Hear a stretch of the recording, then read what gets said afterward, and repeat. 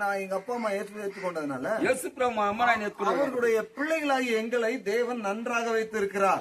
బిడ్డలను దేవుడు బాగా పెట్టుకున్నాడు. நீங்க இயேசு விசுவாசிப்பதினால యేసు ప్రభు నమ్మే వల్ల உங்களுக்கு அவர் சுகம் கொடுக்கிறார், మీకు ఆయన స్వస్థిస్తాడు, ரட்சிப்பு கொடுக்கிறார், రక్షణ ఇస్తాడు, பாவ மன்னிப்பு கொடுக்கிறார், పాప క్షమాపణ ఇస్తాడు. அதே போல உங்களுடைய பிள்ளைகளுடைய வாழ்க்கையையும் அவர் ஆசீர்வதிக்கிறார். బిడ్డల జీవితాన్ని కూడా దేవుడు ఆశీర్వదిస్తాడు. அப்படி ஆசீர்வதித்து அவர்கள் எதிர்காலத்திலே ఎదురుకాలంలో அவர்கள் தேவனுடைய ராஜ்யத்துக்கென்று உபயோகமான பாத்திரமாக தேவன் வைப்பார். దేవుని యొక్క రాజ్యానికి మిగతాగా దేవుడు పెడతాడు అక్కడ. ஏன்னா நாங்க அந்த கிராமத்திலிருந்து எங்க அப்பா எங்க வந்ததுனால என்னுடைய அக்கா நானு என் தம்பி ఆ గ్రామం నుండి వచ్చినారు కాబట్టి నేను మా అక్క మా తమ్ముడు 3 பேருமே இயேசுவை ஏற்றுக்கொண்டிருக்கோம். ముగ్గురిని దేవుని నమ్ముకున్నాం. எங்க பிள்ளைகள் நல்லா இருப்பதற்கு బిడ్డలో బాగా ఉండటానికి இந்த இயேசுவை விசுவாசிப்பதினால యేసుక్రీస్తు నమ్మటం వల్ల ஒரு நாளும் கெட்டு போக மாட்டீர்கள். ఒక్క రోజు కూడా మీరు చెడిపోరు. హల్లెలూయా. ஏன்னா அவரை தொழுது கொள்கிற யாவரும் ఆయన నమ్మే ఎవరు కూడా அவர் ஐஸ்வர்ய சம்பன்னராய் இருக்கிறார். ఐశ్వర్యవంతులుగా దేవుడు ఉంటున్నాడు. హల్లెలూయా. இன்னைக்கு 2 விதமான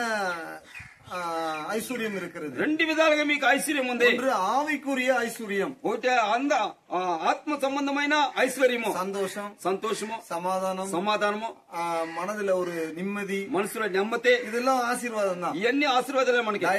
దయ చేసేది, కృప, இதெல்லாம் ஆசீர்வாதம். ఇవన్నీ కూడా మీకు ఆశీర్వాదం. ஒரு வீடு, అలాగే ఒక ఇల్లు, பொருளாதார ஆசீர்வாதத்தையும் தேவன் தருகிறார். దేవుడు అన్ని కూడా మనకి ఇంటికి కావాల్సిన అన్ని కూడా దేవుడు మనకు సహాయం చేస్తాడు. யார் மூலமாக உங்களுக்கு வருகிறது என்றால் ఎవరి ద్వారా వస్తుందంటే இயேசு மூலமாக வருகிறது. యేసు మూలంగా మీకు ఆశీర్వాదం వస్తుంది. அதனாலதான் நீங்கள் இயேசுவை உங்கள் இருதயத்தில் ஏற்றுக்கொள்ளணும். యేసు ప్రభువుని మీ హృదయంలో చేర్చుకుంటే, இயேசுவை இருதயத்தில் விசுவாசிக்கும் మీ హృదయంలో నమ్ముకుంటే அவர் உங்களுடைய இருதயத்துக்குள்ள வருவார். ఆయన హృదయంలోకి వస్తాడు. உங்களுடைய சரீரத்துக்குள்ள வருவார். శరీరంలో వస్తాడు. உங்க குடும்பத்துக்கு வருவார். కుటుంబంలోకి వస్తాడు. ஒரு வீட்டுக்குள்ள வந்ததுக்கே அவர் சொன்ன இந்த வீடு ரட்சிக்கப்பட்டதுன்னு சொன்னார். యేసు ప్రభు ఇంట్లోకి వస్తే చాలు ఆ ఇల్లు రక్షణ పొందుతారు. உங்களுக்குள்ள வந்தார்னா మీ లోపల వస్తే உங்களுடைய எண்ணங்களை மாற்றுவார். మీకు ఆలోచన మారుస్తాడు. சிந்தனைகளை மாற்றுவார்.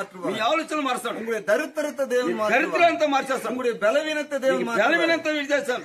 உங்களுடைய பிள்ளைகளுடைய வாழ்க்கையை தேவன் மாற்றுவார். బిడ్డల జీవితాలు అన్ని కూడా దేవుడు మారుస్తాడు. அதனால இயேசுவே என் இருதயத்துக்குள்ள வாங்க, నా హృదయంలోకి రండి అని చెప్పాలి. சொல்லுமா అன்பుள்ள இயேசுவே, ప్రేమగా యేసప్ప చెప్పండి.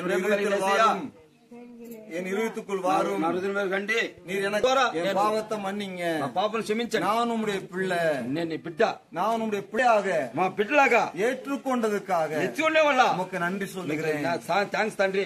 என்னுடைய சரீரத்தை சுகமாக்குங்க, శరీరం స్వస్థపరచండి, దరిద్రం మారட்டும், దరిద్రం మార్చండి இயேசுவின் நாமத்தினால், యేసు నామములో ஆமென். ఆమేన్. இப்போ நான் உங்களுக்காக ஜெபம் பண்ண போறேன். మీకోసం ప్రత్యేకమైన ప్రార్థన. அன்புள்ள பரலோக பிதாவே, ప్రేమగల తండ్రి, இயேசுவின் நாமத்தில், యేసు నామములో இவர்கள் எந்த வகையில பலவீனமாக இருந்தாலும், ఏ స్థితిలో ఎప్పుడు బలహీనంగా ఉంటారో பலவீனங்களில் இருந்து இவர்கள் விடுதலை அடைவார்கள். బలహీనం చేస్తున్నప్పుడు విడుదల దయచేయండి. சரீரம் சுகம் அடைவதாக, శరీరం సుఖం రావాలి, விடுதலை அடைவதாக, విడుదల కావాలి. இயேசுவின் நாமத்தினால், యేసు నామములో இவர்கள் எப்படிப்பட்ட வறுமையில் இருந்தாலும் ఎటువంటి దరిద్రమున్నా இவர்களை உயர்த்துவீராக, వీళ్ళని హెచ్చించండి తండ్రి. பிள்ளைகளை உயர்த்துவீராக, వీళ్ళని హెచ్చించండి తండ్రి. இவர்கள் சபைக்கு ஒழுங்காய் வருவார்களா, సంఘానికి రావటానికి உம்முடைய ராஜ்யத்திலே రాజ్యంలో இவர்கள் பங்குள்ளவர்களாய் இருப்பார்களா భాగస్థులుగా మార్చండి. சொல்லி இவர்களை ఆశీర్వదించండి తండ్రి. இயேசுவின் நாமத்தினால், యేసు నామములో ஜெபங்களும் நல்ல பிதாவே ప్రార్థన చేస్తున్నాం తండ్రి. ஆமென். ఆమేన్. ఆమేన్.